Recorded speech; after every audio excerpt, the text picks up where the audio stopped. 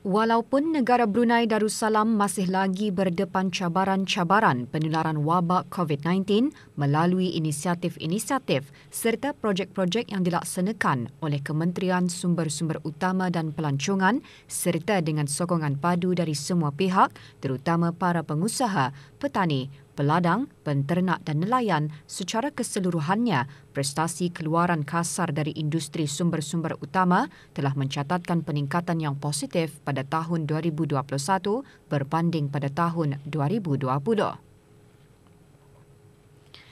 Menteri Sumber-Sumber Utama dan Pelancongan menyatakan perkara tersebut semasa sesi muzakarah bersama Yang Berhormat Ahli-Ahli Majlis Mesyuarat Negara. Yang Berhormat Datuk Seri Setia Awang Haji Ali bin Apong mengongsikan nilai keluaran kasar sektor sumber-sumber utama secara keseluruhan pada tahun 2021 telah mencatatkan peningkatan yang signifikan berbanding pencapaian pada tahun 2020 iaitu peningkatan sebanyak lebih kurang 25% dari RM651 juta pada tahun 2020 kepada RM814 juta pada tahun 2021. Peningkatan tersebut secara amnya adalah disumbangkan oleh peningkatan keluaran yang signifikan dari dua industri utama di bawah kementerian iaitu industri pertanian dan agri makanan yang meningkat sebanyak 23.5% dari RM471 juta pada tahun 2020 kepada RM582 juta pada tahun 2021.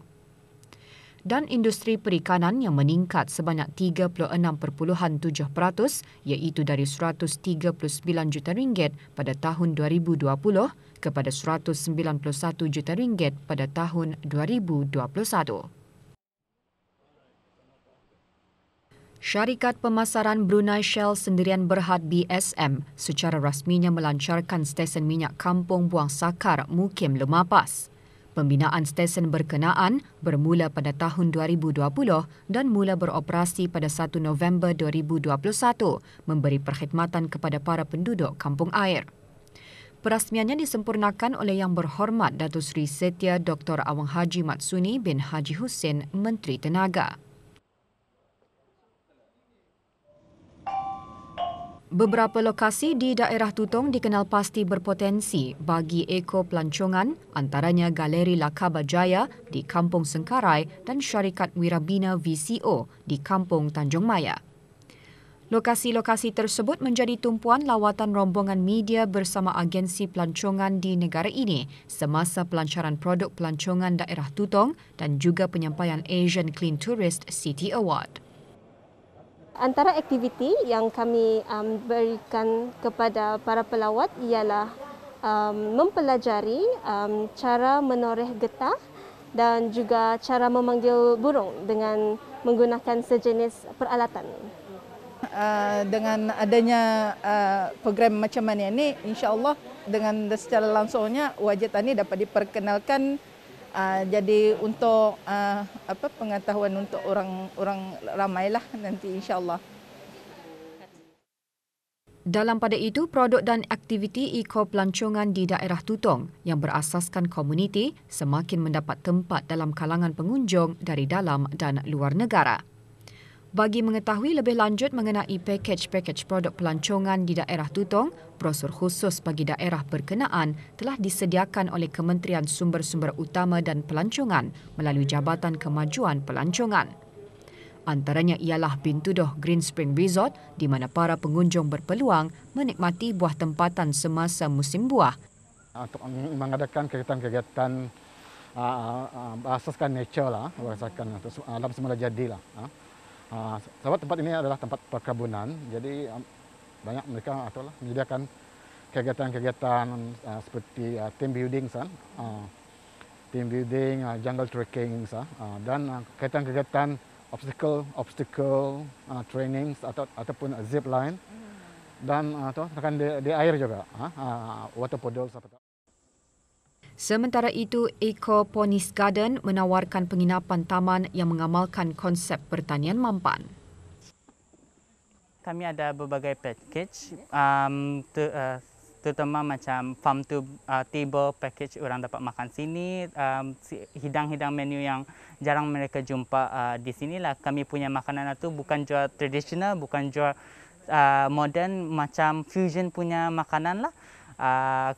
Yang aktiviti lain seperti macam team building, kalau ada corporate ke family mau buat team building sini, dorang boleh membuat aktiviti dorang.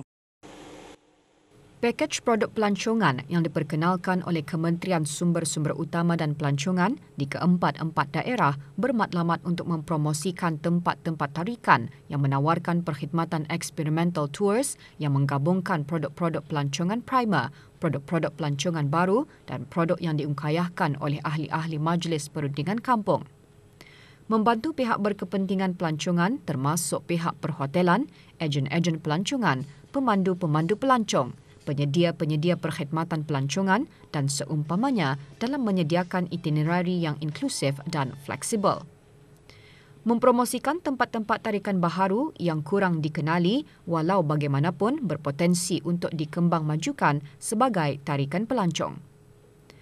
Persediaan bagi promosi cuti penggal persekolahan pada bulan April, Ogos dan Disember tahun ini sekaligus sebagai persediaan bagi menerima kedatangan pelancong dari luar negara pasca fasa endemik COVID-19.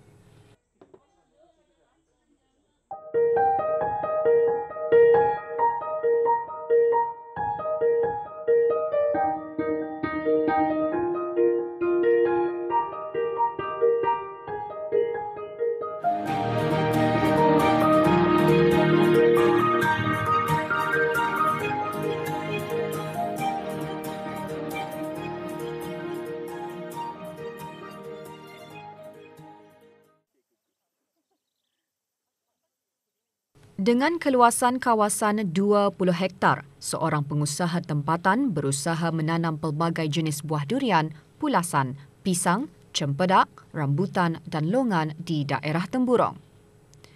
Usahanya yang bermula pada tahun 2019 berjaya menanam pohon-pohon tersebut yang akan mengambil masa 3 hingga 7 tahun bagi pohon-pohon seperti buah durian untuk mengeluarkan hasil. Pengusaha ini merancang akan menjual terus hasil buah-buahan ke pasar raya di negara ini serta secara online dan dengan hasil yang memuaskan nanti akan cuba untuk mengekspornya ke luar negara. Macam it's something new to us je kan.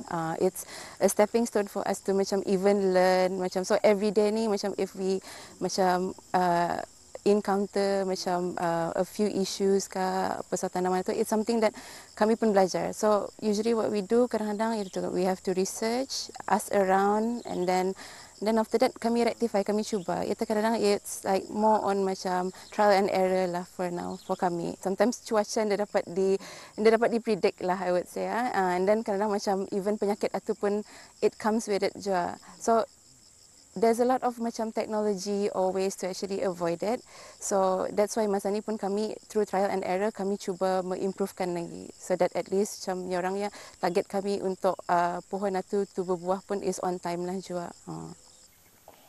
Dengan kegigihan pengusaha ini, pada tahun lalu, Kerajaan Kebawah Duli Yang Maha Mulia telah memberikannya tambahan kawasan seluas 20 hektar lagi di kawasan kemajuan pertanian di Kampung Semabat, daerah Temburong bagi beliau mengembangkan lagi penanaman pohon-pohon buah. Sekali lagi, saya ingin mengucapkan terima kasih kepada Kerajaan Kebawah Duli, terutama sekali Jabatan Pertanian dan Agri Makanan di atas sokongan dan tunjuk ajar juga dalam penjagaan pokok-pokok buah-buahan.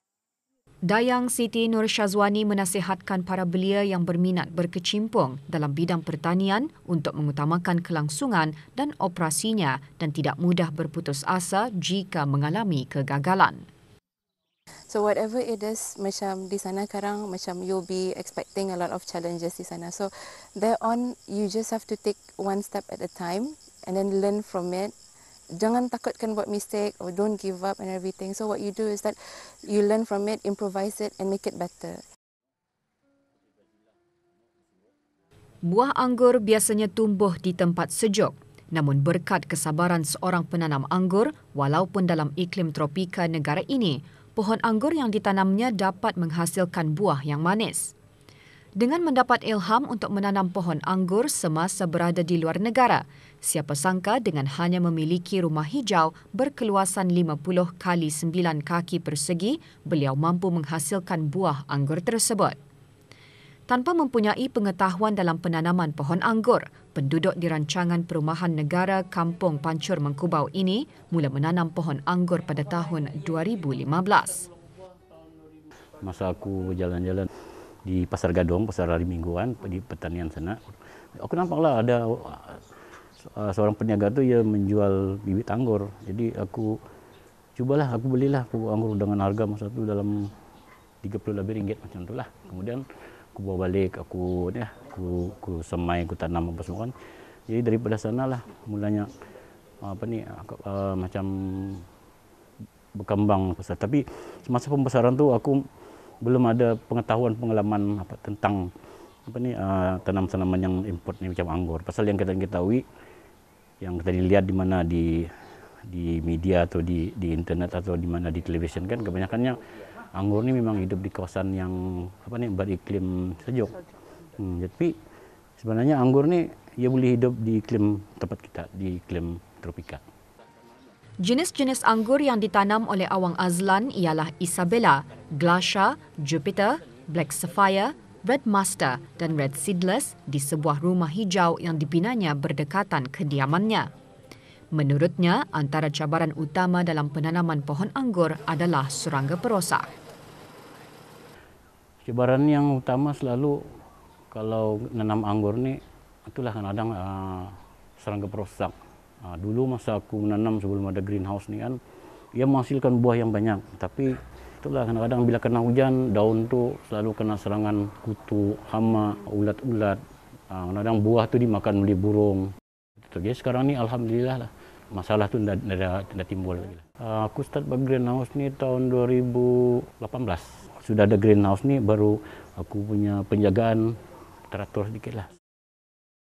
Di masa akan datang, beliau merancang untuk mendapat bibit anggur yang terbaik bagi menghasilkan buah-buah anggur yang berkualiti agar dapat menceburi bidang perniagaan dengan pemasaran anggur tempatan bagi orang ramai.